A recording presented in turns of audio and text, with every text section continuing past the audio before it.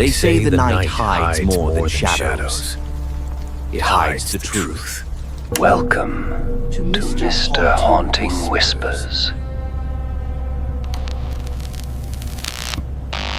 where real crimes, true horrors, and restless spirits speak through the silence. Listen closely, because sometimes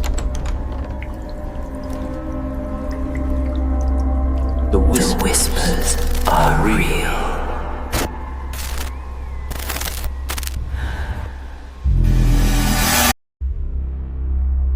When I woke up in the hospital, I couldn't remember my name. They told me I'd been in a car accident, single vehicle, late night, no one else involved. Apparently, I'd swerved off the highway and hit a tree head on. No alcohol, no drugs, just a sudden veer into the dark. The doctors called it retrograde amnesia, said it would come back in pieces, like shards of glass finding their way into focus again. My wife, Claire, stayed with me through every test, every long pause where I pretended to recognize faces I couldn't. But the truth was, the only voice that sounded familiar wasn't hers. It started on my third night in the hospital. Late, the kind of silence that feels too still. I was drifting in and out of half sleep when I heard someone whisper my name. Daniel. Soft, calm, not through the door, inside the room. I thought maybe it was Claire, but when I opened my eyes, she was asleep in the chair across from me. The room was empty, dimly lit by the monitors. I told myself it was the medication, morphine dreams, nothing more. But then it said something else. It's okay, son. I'm here.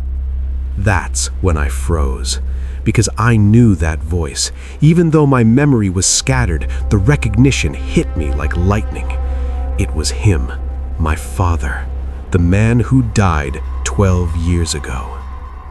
When I told Claire the next morning, she smiled sadly, said sometimes trauma makes the brain fill in the blanks with comfort. But it didn't feel like comfort. It felt like someone had reached through a curtain I wasn't supposed to see behind.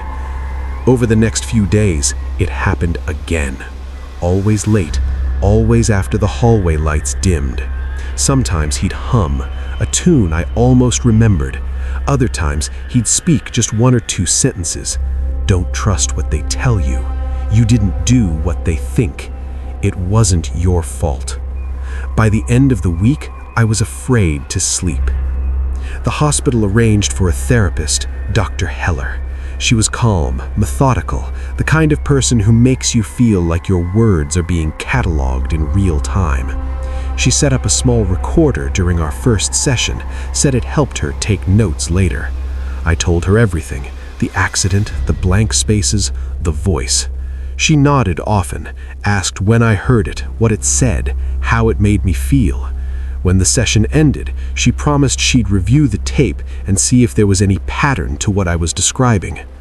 2 days later, she called me back in, looking uneasy.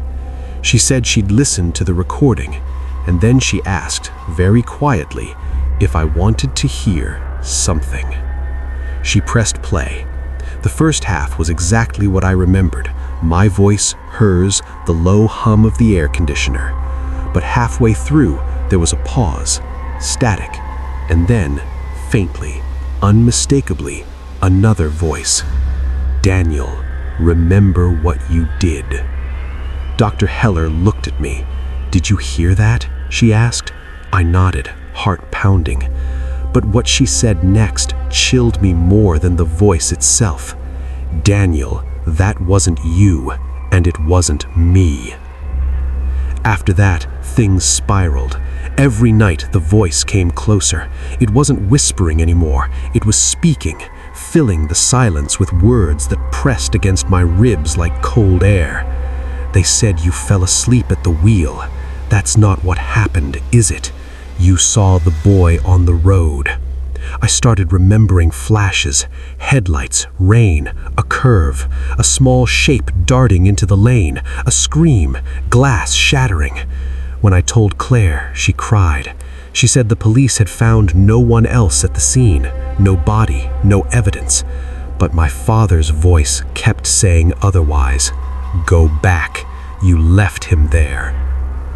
A week after I was discharged, I drove back to the crash site.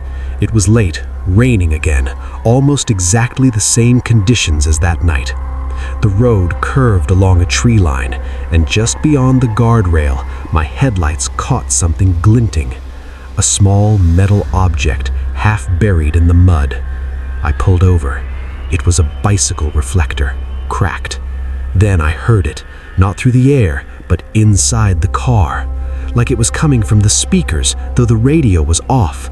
Now you remember. And suddenly, everything came back. The boy, the impact, the panic. I had gotten out that night. I'd looked for him, but I hadn't found a body, only blood and that reflector.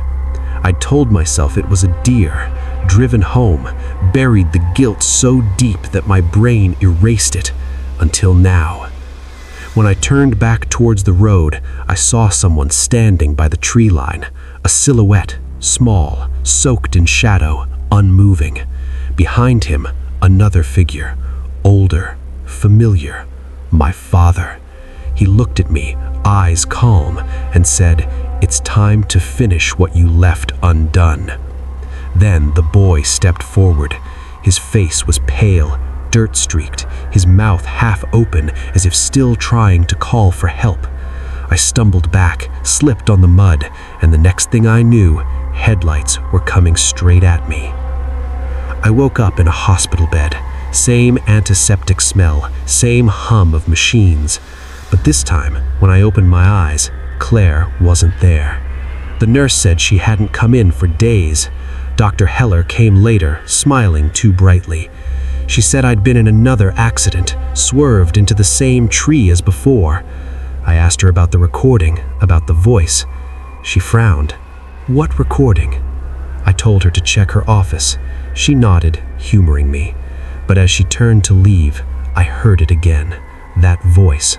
Only this time, it came from her lips. "It's okay, son. I'm here." And then she smiled, exactly the way he used to. There's a sound that lingers long after silence, the kind that doesn't fade but waits. Maybe it's the echo of a name we were never meant to hear again. Maybe it's the weight of a memory refusing to rest. A voice, a note, a whisper caught between time and truth. Tonight, we listened to those echoes, the ones that lived in rooms, in wires, in walls, and in the fragile space between forgiveness and forgetting. But some echoes don't belong to the past. Some reach forward, calling us from where we haven't yet been. And if you ever wake in the middle of the night, hearing something soft beneath the quiet, a voice that knows your name and speaks like it remembers you, don't answer it. Because sometimes the things that whisper in the dark aren't trying to be heard. They're trying to return. You've been listening to Mr. Haunting Whispers. Real stories, real fears. Until next time, keep your lights low and your mind open. You've been listening to Mr. Haunting Whispers, where every truth leaves a scar. If the story unsettled you, good. That means you were listening. Subscribe and stay close to the dark, because the next whisper might be for you.